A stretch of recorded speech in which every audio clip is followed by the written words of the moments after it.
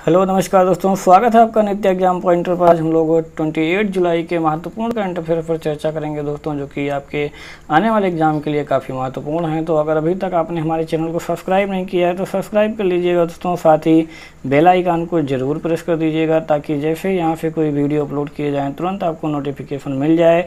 और अगर इस करंट अफेयर्स का आप लोग PDF डाउनलोड करना चाहते हैं तो डिस्क्रिप्शन में हमारे टेलीग्राम चैनल का लिंक दिया गया है, आप उसे ज्वाइन कर लीजिए। डेली पर यहाँ जो करंट अफेयर्स हैं उसका PDF जो है अपलोड कर दिया जाता है, और आप लोग इसे डाउनलोड करके एक नोट बना सकते हैं। पहला प्रश्न है आज का कि किस संगठन ने अनुसंधान और विकास का समर्थन करने के लिए 15 करोड़ रुपए का फंड लॉन्च किया है दोस्तों। तो वो किया है दोस्तों किसने?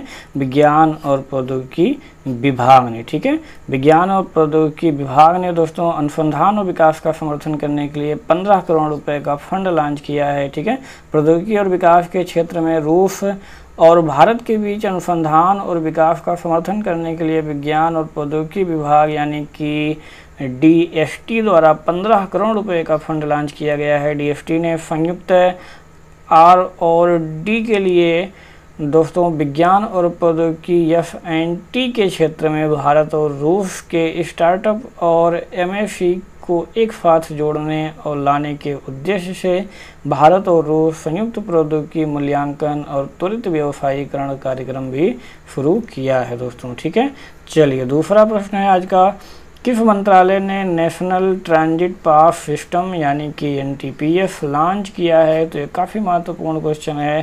और ये किया है दोस्तों किसने? पर्यावरण, वन और जलवायु परिवर्तन मंत्रालय ने। ठीक है, तो पर्यावरण, वन और जलवायु परिवर्तन मंत्रालय द्वारा national transit pass system NTPS launch किया गया है।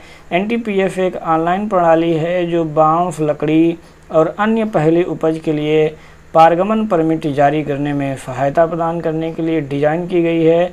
ऑनलाइन प्रणाली का उद्घाटन पर्यावरण मंत्री प्रकाश जावड़ेकर ने किया था। प्रणाली वन विभाग के कार्यालयों में जाने की आवश्यकता के बिना परमिट के तेजी से अनुमोदन सुनिश्चित करेगी दोस्तों। ठीक है, तो ये क्या करेगी? नेशनल ट्रांजिट पास सिस्टम यानी कि NTPS लॉन्च किया है। ठीक है, इससे क्या होगा कि अब आपको वन विभाग के कार्यालयों में जाने की आवश्यकता नहीं होगी और इसके बिना भी परमिट के तेज़ी से अनुमोदन जो है वो सुनिश्चित हो सकेगा। ठीक है, नहीं तेज़ी से आपको परमिट मिल जाएगा। ठीक, चलिए अगला जो प्रश्न है, किस संगठन ने सहयोग गेल लिमिटेड से संपीड़ित बायोगैस परियोजना विकसित की है? तो वो है दोस्तों कौन?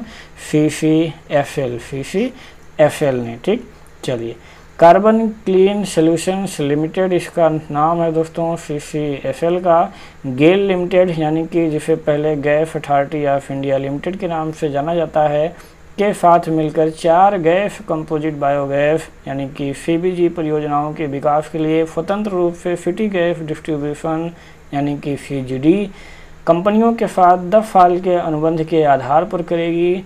ऐसे कारखानों की संख्या बढ़ाकर धीरे धीरे कितनी कर दी जाएगी? 100 कर दी जाएगी। ठीक है, चलिए नेक्स्ट प्रश्न देखेंगे, world class state of art Honey testing laboratory किस राज्य में स्थित है? तो वो कहाँ स्थित है दोस्तों?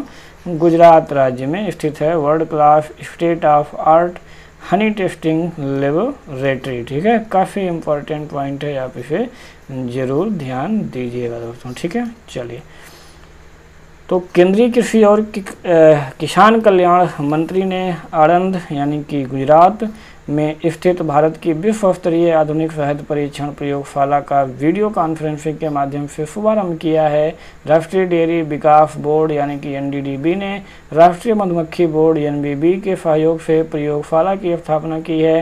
पहल का उद्देश्य देश में एक मीठी क्रांति लाना है। ठीक है, तो ये भी एक नई क्रांति है, इसको भी आप लोग ध्यान रखिएगा। मीठी क्रांति लैब की स्थापना से किसानों को अधिक शहद का उत्पादन करने और इसे बाजार में लाने के लिए प्रेरित किया जाएगा, जिससे कृषि में उनका लाभ बढ़ेगा। ठीक है, तो ये हो गया दोस्तों गुजरात की राजधानी अहमदाबाद और जो CM है दोस्तों विजय रूपानी। ठीक है, चलिए अगला प्रश्न देखेंगे, कौन सा राज्य उद्योगपतियों के नेतृत्व में धारा 8 के तहत कंपनी बनाने वाला पहला राज्य बन गया है? ठीक है, तो ये भी काफ़ी महत्वपूर्ण है।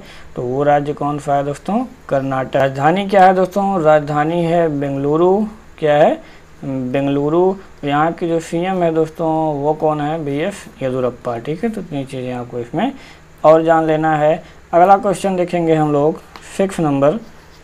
हाल ही में किस मशहूर नृत्यांगना एवं कोरियोग्राफर का 101 वर्ष की उम्र में निधन हो गया? तो वो कौन है दोस्तों, अमला शंकर। ठीक है, अमला शंकर का 101 वर्ष की उम्र में निधन हो गया। और ये क्या थी, मशहूर नृत्यांगना और कोरियोग्राफर थी। तो उनके बारे में बहुत ज़्यादा नहीं जानना है। अगर आता है कि अमला शंकर कौन थी तो नृत्यांगना और कोरियोग्राफर, ये आपके ऑप्शन में रहेगा, तो आपको इसका आंसर लगा देना है। ठीक है, चलिए अगला प्रश्न देखेंगे हम लोग 7 नंबर। कारगिल विजय दिवस निम्न में से किस दिन मनाया जाता है?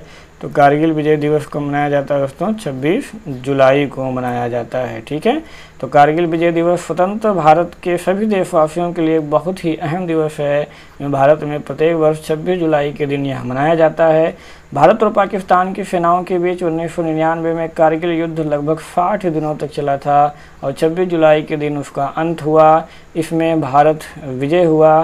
कारगिल विजय दिवस युद्ध में शहीद हुए भारतीय जवानों के सम्मान के लिए मनाया जाता है। ठीक है, तो कारगिल युद्ध में जो भारतीय जवान शहीद हुए थे उनके सम्मान में क्या मनाया जाता है, कारगिल विजय दिवस 26 जुलाई को। चलिए अगला प्रश्न है 8 नंबर। भारतीय राष्ट्रीय राजमार्ग प्राधिकरण यानी कि NHAI ने अयोध्या में सिविल वर्क और सौंदर्यीकरण के लिए कितने करोड़ रुपए मंजूर किए हैं?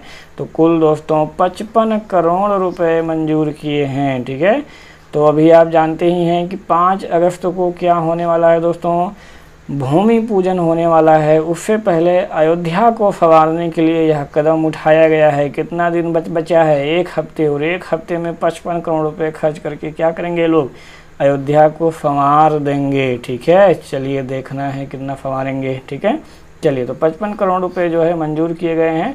भगवान राम के भव्य मंदिर निर्माण के लिए आगामी 5 अगस्त को होने वाले भूमि पूजन से पहले अयोध्या को संवारने के लिए यह कदम उठाया गया है दोस्तों। ठीक है, सूत्रों के अनुसार यदि माने तो NHAI मुख्यालय ने सिविल कार्य और सौंदर्यीकरण के कार्यों के लिए 2 अलग अलग टेंडर भी जारी किए गए हैं। इसमें इंजीनियरिंग, खरीद और निर्माण कार्य क्रमशः 40 करोड़ और 15 करोड़ रुपये आवंटित किए जाएंगे। ठीक है, चलिए पिछला प्रश्न जो पूछा गया था कि अंतर्राष्ट्रीय रेलवे संघ के सुरक्षा मंच के उपाध्यक्ष के रूप में किसे नियुक्त किया गया है?